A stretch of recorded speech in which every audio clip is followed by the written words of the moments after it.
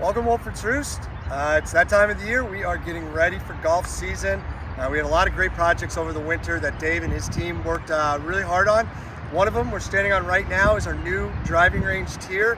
I'm actually standing on what is going to be the chipping green, and then behind us is the actual range. Which, Dave, how many square feet are we up to now with the new turf tee? We are up to about 22,000 square feet, which almost doubles what we had usable last year.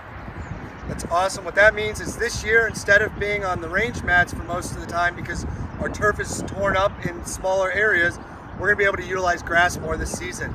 We're also going to see new range mats coming out here this coming week.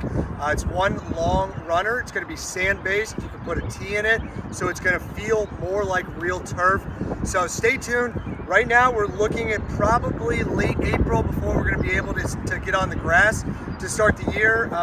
The chipping green here is being seeded. So, Dave, what are we looking at time frame on that?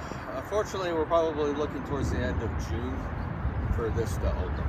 So, not a bad thing. We still have our short game facility, but one of our new features is just going to take a little bit of extra time. But we're excited to get out. We want to see you on the range. We want to see your games improve. So stay tuned. We'll see you shortly when we're out here hitting balls. So we're here for a quick turf update. As many of you have already heard, Dave and the crew were able to get aeration done, especially early this season. We pulled the tarps off about 2 weeks ago. Greens are actually looking pretty green, and we got holes in them. So Dave, why don't you tell us a little bit about why the greens are so green right now and what aeration benefits us doing it in March versus April? The green on the color difference on the greens right now is a little deceiving because we use covers during the winter, which promotes a little extra growth, a little extra heat. So they look greener than the rest of the course, but they're still relatively dormant.